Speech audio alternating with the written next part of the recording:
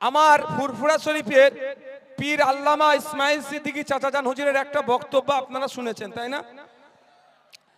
তিনি আমাদের পীর মোর্শেদ, তাদের জুতো আমরা মাথায় করে নিয়ে চলি। কোনো সন্দেহ আছে? ঠিক আছে, ইসমাইল চাচাজান বক্তব্যে কি বললেন? তাকে একজন ফোন করে বলেছে আপনার ভাইপো অমুকের সাথে যোগাযোগ করছে। আইএসএফ পার্টি করে কোলাঘাটে যে হোটেলটা আছে বড় শেরে পাঞ্জাব, ওখান থেকে আমাকে বলছে হুজুর ভালো আছেন? হ্যাঁ। বলছে কালকে আপনার অমুক এসেছিল, এই হোটেলে বসে শুভেন্দু অমুক আলোচনা মিটিং হয়েছে। ভালো করে বোঝেন, তাকে একজন ফোন করেছিলেন, সেই লোকটা কতটা সত্য কথা বলেছে এটাই হচ্ছে প্রশ্ন। চাচাজান নিজের চোখে আমাকে দেখেনি, আমি শুভেন্দু বাবুর সাথে মিটিং করছি। চাচাজানকে মধ্যখানে একজন কেউ বলেছে, এই মধ্যখানে যিনি বলেছেন, চাচাজানকে যিনি বলেছেন, সম্পূর্ণ অসত্য মিথ্যা কথা বলে আমাদের পরিবারের মধ্যে একটা বিভাদ লাগাতে চাইছেন। আমি আপনাদের দুটো তিনটে তার প্রমাণ দিচ্ছি। প্রথম কথা, এই নওশাদ সিদ্দিকী যেখানে যেখানে যায়, ঘর থেকে বার হয়ে বড় দরবারে একটু চা খেতে বসে আপনারা দেখেন তো অনেক সময়, ওটাও সিআইএসএফ এর জিডিতে, জিডি করতে না আপনি কি বলতে, জিডিতে ওখানে লেখা থাকে যে পিপি বলে, আমাদেরকে পিপি বলে, পিপি বাড়ির বাইরে বার হলো, অমুক জায়গায় গিয়ে বসলো, অমুক জায়গায় গেল, রাতের দিকে যদি কোনো হোটেলে খেতে যায় সেটা ওরা জিডি করে যে অমুক হোটেলে খেতে গেল বা অমুক জায়গায় খেতে গেল। আমি তাহলে এখানে একটা চ্যালেঞ্জ করে যাচ্ছি, বুকে বল আছে বলি তো চ্যালেঞ্জ করছি রে ভাই। নিশ্চিতভাবে যে বলছে শুভেন্দুর সাথে নাকি নওশাদ কথা বলেছে, তার তারিখটাও মনে আছে। একটা আরটিআই করুক, সিআইএসএফ এর এসএসজির হেডকোয়ার্টার হচ্ছে নয়ডাতে একটা আরটিআই করুক, অমুক তারিখটা উল্লেখ করে নওশাদ সিদ্দিকীর অমুক তারিখের মুভমেন্টটা আমাকে দেয়া হোক। কি বললাম? বুঝে আসছে? তাহলে আমি যদি শেরে পাঞ্জাবে যাই, ওরা লিখে রাখবে অন্তত শেরে পাঞ্জাব হোটেল। বুঝে আসছে কি বলছি ভাই? আমি আবারও বলছি, আমার মাথা মোদি মমতার কাছে বন্ধক দিইনি রে ভাই। আমি ওই জন্য মোদির নিয়ে আসা আইন ওয়াকফকে আটকে দিয়েছি, আর দিদির দ্বিচারিতার বিরুদ্ধে আমি লড়াই করছি।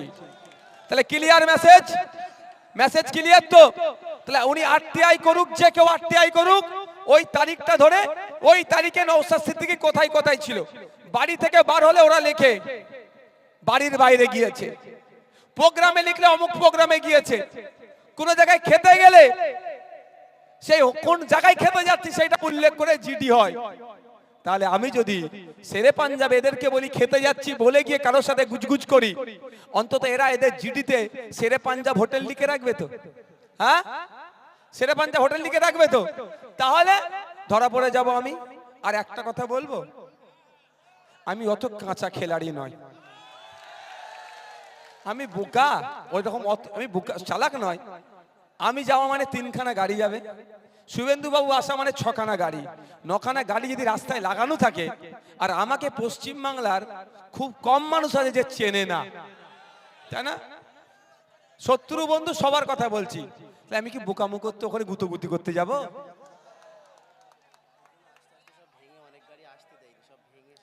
সেটা তোমরা ওটা দায়িত্ব নিয়ে করবে তো, প্রশাসনকে বলে ব্যবস্থা না দিলে তাহলে ব্যবস্থা হবে তার জন্য। আর একটা কথা বলি, একটা ম্যানিং ব্যাগ পাওয়া গেছে আমাদের বাবুল, ওই বাবুলের কাছে আছে, আপনারা উপযুক্ত প্রমাণ সহকারে দিয়ে নিয়ে যাবেন। আর একটা কথা বলবো, যদি শুভেন্দু অধিকারীর সাথে আমাকে গল্প করতেই হয়, সেটিং করতে হয়, সব থেকে নিরাপদ জায়গা কোথায় জানেন? বিধানসভার মধ্যে। কেন জানেন? তাও বলে দিচ্ছি। দেখুন ভাই, বললো আমি কারো কাছে মাথা বন্ধক দিইনি, আমাকে কেউ এই বিষয়ে অভিযোগ দিতে পারে, জীবনে প্রমাণ করতে পারবে না। কেন বলছি? এবার বিধানসভায় যে প্রেয়ার রুমটা আছে, মসজিদ ঘর যেটাকে বলি, এই মসজিদ ঘরের উল্টো দিকে শুভেন্দু বাবুর অফিস। ঠিক আছে, আমি মসজিদে নিয়মিত নামাজ পড়তে যাই, বিধানসভা সবাই জানে, আর এখনো বলছি আমি নিয়মিত নামাজ পড়ি। গাড়িতে হলে বসে নামাজ পড়ে নি, দরকার লাগলে চলন্ত গাড়িতে পড়তেই হবে। তো যেটা বলছি, তাহলে আমি যদি শুভেন্দু বাবুর সাথে কথা বলার ইচ্ছে হয়, আমার সেটিং করার ইচ্ছে হয়, তাহলে আমার শেরে পাঞ্জাবে যাওয়ার দরকার নেই। ওই উজুখানা যেখানে আছে, বেরোন দরজা যেখানে মসজিদ থেকে বেরোবো, দরজা উজুখানার, দরজাতে উজুখানা, শুভেন্দু বাবুর ওখানে একটা দরজা আছে, উঁচু করার নাম করে টুক করে ঢুকে যাব শুভেন্দু বাবুর অফিসে গিয়ে দরজা দিয়ে তো কথা বলবো। এটাও আপনাদের কাছে ডিসক্লোজ করলাম। আপনাদের এখানে রহিমা মন্ডল মহাশয়া প্রাক্তন বিদায়ী এমএলএ তো, ওনার ফোন নাম্বার নিয়ে জিজ্ঞাসা করবেন যে নওশাদ ভাই বললো যে মসজিদের দেয়াল বা প্রেয়ার রুমের দেয়াল আর শুভেন্দু বাবুর অফিসের দেয়াল এক কি আলাদা? বলবে হ্যাঁ এক।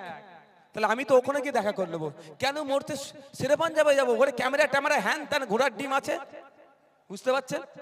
আমার চাচা জানকে যে ইনফরমেশনটা দিয়েছে অসত্য ইনফরমেশন দিয়ে, তারা বয়স্ক লোক, সিনিয়র মোস্ট লোক, তাদেরকে আবার বিজেপির একদিকে ভয় দেখিয়ে দিয়ে যেটা বলতে বলেছে বলে দিয়েছে। আর আমার চাচার ওপরে আমার কোনো কথা নেই, আপনারা ভালো করে জানেন। আমি একবার একটা পুলিশকে একটু রাগে কথা বলেছি, আমার বড় ভাইজান আমাকে ভিডিও দেখে সঙ্গে সঙ্গে ফোন করে তাড়া দিয়েছে যে একদমই কথা বলবি না। তো আমার চাচা জান সম্পর্কে আমার কোনো বক্তব্য নেই, আমি আমার দিকে ক্লিয়ারিফিকেশন দিয়ে দিলাম। যদি মনে করেন নওশাদ ভাই সত্য কথা বলছে তাহলে আপনারা গ্রহণ করবেন, আর যদি মনে করেন নওশাদ ভাই অসত্য কথা বলছে সেটা আপনারা দেখে নেবেন। কিন্তু আপনাদের বলি, আমি যখন জেলে ছিলাম আমার নামে কি বলেছিল যে এর কাছ থেকে টাকা নিয়েছে, এর অ্যাকাউন্টে টাকা ঢুকেছে বলে হই হই করিয়েছিল, তো প্রমাণ করতে পেরেছে। আমাকে ডিসি ডেকেছিল, আমি যখন সেন্ট্রাল লকআপে ডেকে আমাকে বলছে আপনার ব্যাংকে অ্যাকাউন্ট নাম্বার বলুন। আমি ডিসিকে এরকম করে দেখিয়ে বলছি, আমার মুখ দেখে কি আমাকে পাগল মনে হয়? অবাক। আমি আমার বাড়ির সবার মোবাইল নাম্বার মুখস্থ করতে পারিনি, আর আমার 4টে না তখন 5টা অ্যাকাউন্ট ছিল, যে ওই অ্যাকাউন্ট নাম্বার আমি মুখস্থ করব? হ্যাঁ, আমি বলে দিচ্ছি কোন কোন ব্রাঞ্চে আমার অ্যাকাউন্ট আছে আর কোন ব্রাঞ্চ আর কোন ব্যাংক আমি বলে দিচ্ছি, আপনারা খুঁজে নিন। তো বলে দিয়েছিলাম, একটাতে মানে 1500 টাকা, একটাতে 2200 টাকা, একটাতে 1,05,000 মতো টাকা পেয়েছিল, বুঝতে পেরেছেন? সব মিলিয়ে 10 লাখ টাকা পাইনি। তো আমি এই স্বচ্ছতার সাথে চলি, বুক ফুলিয়ে চলি। 17খানা মামলা নিয়েও মাথা হ্যাট করিনি, 170টা মামলা দিল ওই মোদি মমতার কাছে আমি মাথা হ্যাট করবো না।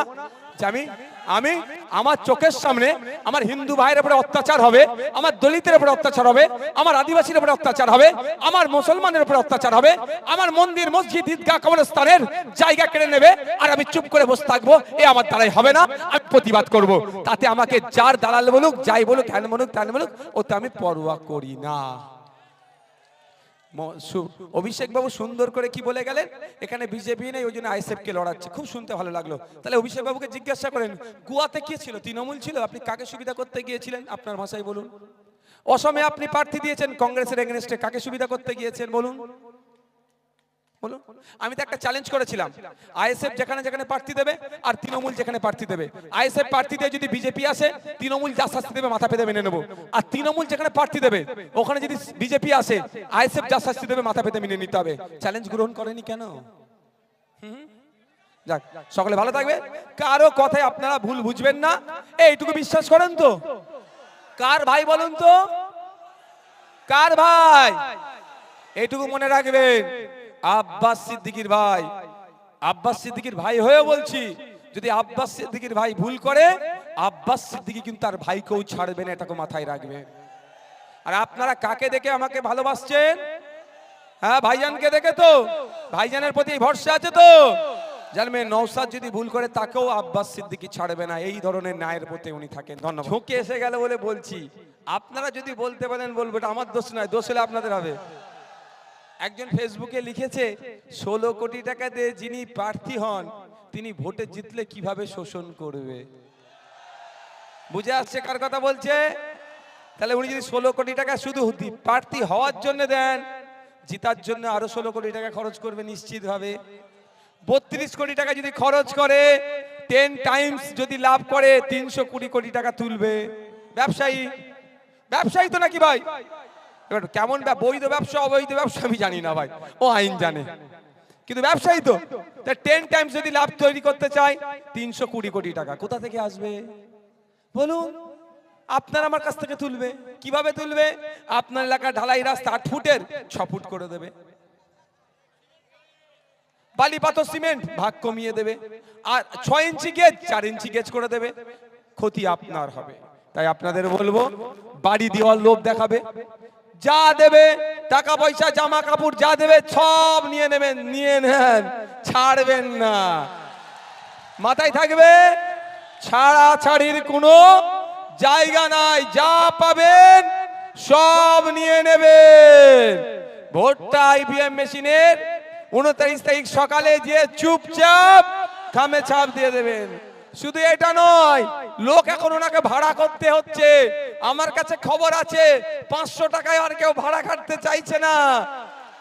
তা আপনাদেরও বলছি, যদি 1000 টাকার অফার আসে ছাড়বেন না, চক্কর মেরে দেবেন। ভোটটা আরে আমি আমার কথা বলছি, ভাঙড়ের কথা, ভাঙড়ের কথা। ও আমার ছেলেদের মানে শুভাকাঙ্ক্ষী নিয়ে গেছে, অমুক সাহেবের বক্তব্য চলছে, আস্তে আস্তে বাবু বসো, অমুক সাহেবের বক্তব্য চলছে, ও মোবাইলের ডিসপ্লে খুলে অন্যকে ভিডিও দেখাচ্ছে, তার ডিপিতে আমার ছবি লাগানো আছে। ওই বলেছি ছাড়বে না। 300 টাকা যদি রোজের বদলে 500 টাকা পাও 2 ঘন্টার জন্য, কেন ছাড়বে? আমি বলছি অফার গ্রহণ করে নাও, ভোটটা কিন্তু আমাকে দিতে হবে খাম চিহ্নকে। তাই বন্ধুগণ, আমি আপনাদের বলবো একটা কথা, যে আগামী 5 বছর দেগঙ্গার ভালো থাকা শুধু নয়, রাজ্যের মানুষের হয়ে লড়াই করার জন্য, নওশাদ সিদ্দিকীর পাশে সাথ দেওয়ার জন্য, নওশাদ সিদ্দিকীর সুরে সুর মিলিয়ে আইনের সবার মধ্যে গিয়ে শিক্ষা, স্বাস্থ্য, কর্মসংস্থান সহ যে বিলগুলো নিয়ে আসছে মানুষের বিপক্ষে যাচ্ছে, যেমন আপনার ওয়াকফ সংশোধনী আইন থেকে শুরু করে বিভিন্ন আইন, ফরেস্ট রাইট অ্যাক্টকে অ্যামেন্ডমেন্ট করে যেভাবে মানুষের অধিকার কেড়ে নিচ্ছে, তার বিরুদ্ধে লড়াই করার জন্য আমার পাশে একজনকে সাথে দেবেন তো নাকি? দেবেন তো নাকি? আগের দিনে হিসাব দিয়েছিলাম 1 লাখ পার। আমি এটা বলবো না, এখানে ভিড়টা। আমি আজকে দেগঙ্গা থেকে, দেগঙ্গার ও মাথা থেকে বেড়াচ্ছি, শুরু করলাম কোথা থেকে?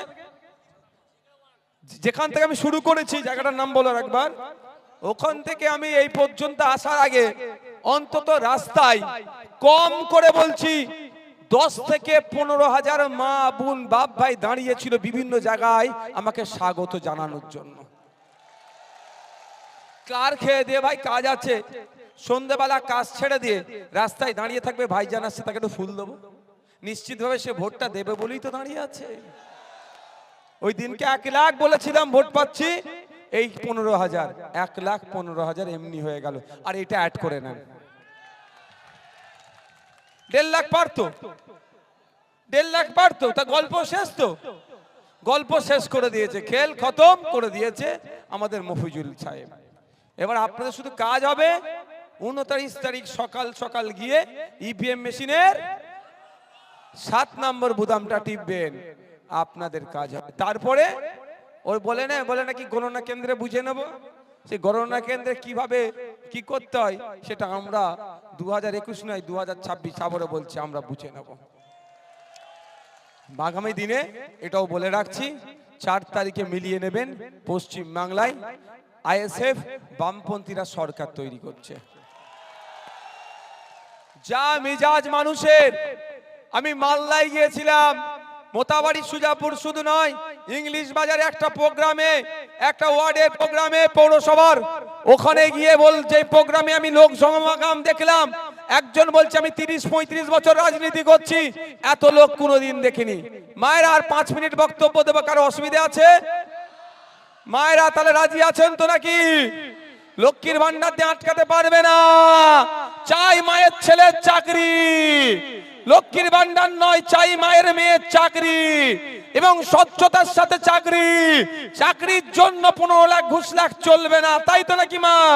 তাই নতুন সূর্য উদয় হবে, যেখানে বাম আইএসএফ সরকারে থাকবে, চাকরি কোনো বিক্রি হবে না, ওই 330 টাকা বা 550 টাকায় ফর্ম ফিল আপ করেই চাকরি হবে। এবার একটু ফ্ল্যাশিং হোক মোবাইলে, চলো চলো মায়েরা মোবাইলে লাইটটা জ্বালিয়ে দাও, শেষ করে দিলাম, চলো। মনে আছে তো নাকি ওয়াকফের জন্য কি বলেছিল? দিল্লি যাওয়ার কথা, এবার আমরা দিল্লি পাঠাবো তো? হ্যাঁ, দেবত্ব সম্পত্তি চুরি হচ্ছে মমতা ব্যানার্জির আমলে, দেবত্ব সম্পত্তি চুরি হয়েছে মমতা ব্যানার্জির আমলে। এবারে জবাব দেবো তো নাকি? জবাব দেবো তো নাকি? হ্যাঁ, তুমি ছেড়ে দাও, उसको पकड़ने दो, आप छोड़ो। হ্যাঁ, আসো আসো, ঠিক আছে চলো। এই বাকি আছে কিছু, মধ্যখানে রয়ে গেছে। ও মায়েরা, মোবাইল কোথায়? মোবাইলের লাইটটা জ্বালাও। ইনকিলাব, ইনকিলাব, পেছন দিকে আছে, হ্যাঁ পেছন দিকে সব আছে। ইন্ডিয়ান সেকুলার ফ্রন্ট, বামা এসে ঐক্য, বামা এসে ঐক্য। দেগঙ্গা বলছে, দেগঙ্গা বলছে, দেগঙ্গা বলছে আগামী 29 এপ্রিল আসছে দিন, দিকে দিকে বলে দিন, এই চাল চোরেদের বলে দিন, ওয়াকাফ চোরেদের বলে দিন, এই সম্প্রীতি বিনষ্টকারীদের বলে দিন, এই শুভেন্দু বাবুদের বলে দিন, এই বিজেপি কে বলে দিন, এই তৃণমূলকে বলে দিন, ইনকিলাব, ইনকিলাব। আগামী 29 এপ্রিল আসছে দিন, এই দেগঙ্গার মানুষকে বলে দিন, 84 মানুষকে বলে দিন, এই মা বোনেদের বলে দিন, এই কৃষকদের বলে দিন, শ্রমিকদের বলে দিন, দিকে দিকে বলে দিন, ইনকিলাব, ইনকিলাব। ধন্যবাদ। আবারও বলছি, এখানে যে 1030 মানুষ উপস্থিত হয়েছেন তাদের কাছে আমার অনুরোধ, আপনারা বাড়ি যান, 5টা 10টা মানুষকে একটুই বুঝান যে ভোট নষ্ট করো না, মফিদুল হক সাহাজি সাহেব জিতছে, মার্জিনটা বাড়িয়ে রেকর্ড করে দাও। কোন এখানে মফিদুল হক সাহাজি যেন রেকর্ড করে, পশ্চিমবাংলায় এবার অন্যতম রেকর্ড। ধন্যবাদ।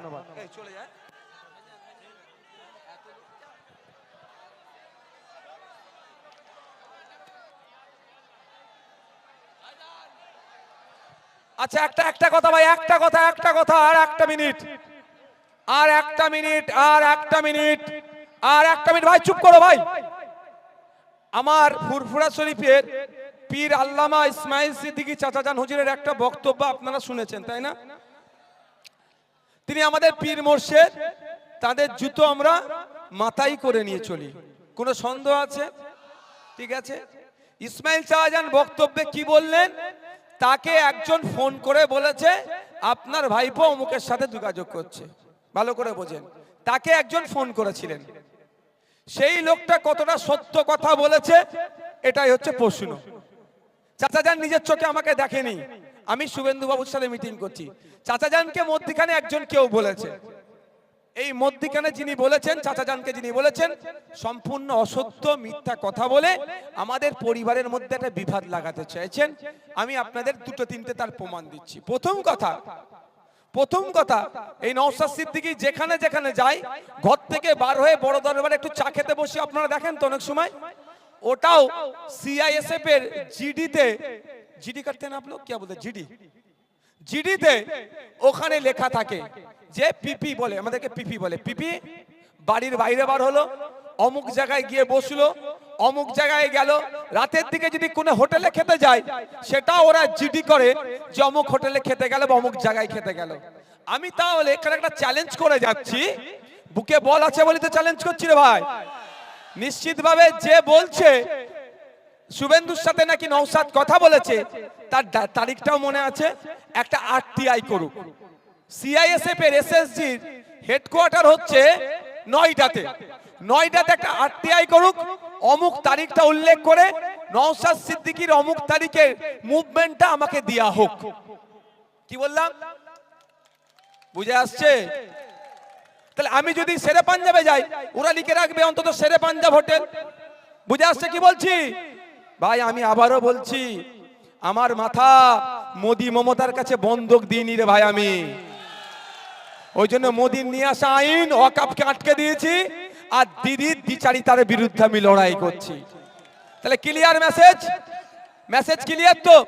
তাহলে উনি আরটিআই করুক, যে কেউ আরটিআই করুক, ওই তারিখটা ধরে, ওই তারিখে নওশাদ সিদ্দিকী কোথায় কোথায় ছিল। বাড়ি থেকে বার হলে ওরা লেখে বাড়ির বাইরে গিয়েছে, প্রোগ্রামে লিখলে অমুক প্রোগ্রামে গিয়েছে, কোন জায়গায় খেতে গেলে সেই কোন জায়গায় খেতে যাচ্ছি সেটা উল্লেখ করে জিডি হয়।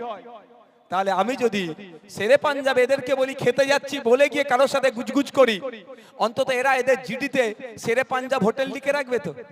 হ্যাঁ, শেরে পাঞ্জাব হোটেল লিখে রাখবে তো, তাহলে ধরা পড়ে যাব আমি।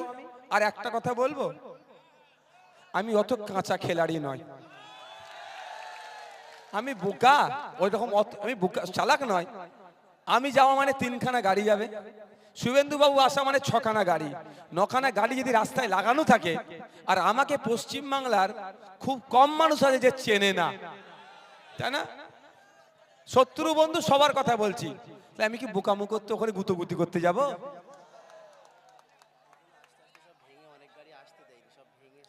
সেটা তোমরা ওটা দায়িত্ব নিয়ে করবে তো, প্রশাসনকে বলে ব্যবস্থা না দিলে তাহলে ব্যবস্থা হবে তার জন্য।